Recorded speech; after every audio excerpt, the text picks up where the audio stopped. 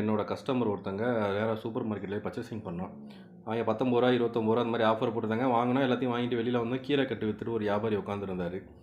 அவர்கிட்ட போயிட்டு ரூ. 20 கட்டுன்னு சொன்னார். இவங்க 3 கட்டு வாங்கிட்டு ரூ. 50 கொடுத்தாங்க. இல்லை அவர் கட்டுப்படி ஆகாது அப்படின்னாரு. இல்லை அதெல்லாம் கட்டுப்படி ஆகாங்க பண்ணுங்கன்னு சொல்லிட்டு அப்படி பேரம் பேசி கொடுத்துட்டு வந்துட்டாங்க.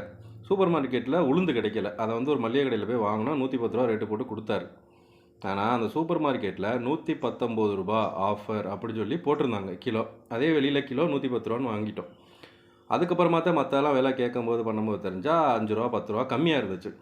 இதில் என்ன கொடுமைன்னா, அந்த சூப்பர் மார்க்கெட்டில் வாங்குற யாருமே ஒரு கேள்வி கூட கேட்கல. ஏன் ரேட்டு இவ்வளோ இருக்குது, கம்மி பண்ணிக்க மாட்டீங்களா, செஞ்சுக்கலாம், யாருமே கேள்வி கேட்கல. ஆனால் இந்த மீன் வியாபாரி, இந்த பழக்கடை வியாபாரி, அந்த ரோட்டோர கடைகள் போட்டு இவங்கள்ட்டலாம் நம்ம பேரம் பேசுகிறோம். ஏன் குறைச்சி கொடுக்கக்கூடாதா? அது அவங்களே ரெடி பண்ணி அவங்களே கொண்டாந்து விற்கிறாங்க. இப்போ மீன் வியாபாரியெல்லாம் வந்து கடலில் போய் ஏலம் எடுத்து கொண்டாந்து விற்கிறாங்க. உடனே இவங்க என்ன சொல்கிறாங்க, அந்த கஸ்டமரு, இதெல்லாம் அவங்க கம்மியான ரேட்டுக்கு வாங்கிட்டு வந்து நம்மள்ட்ட கூட வைக்கிறாங்க. அப்போ சூப்பர் மார்க்கெட்காரன்னு கரெக்டாக வாங்கிட்டு வரானா?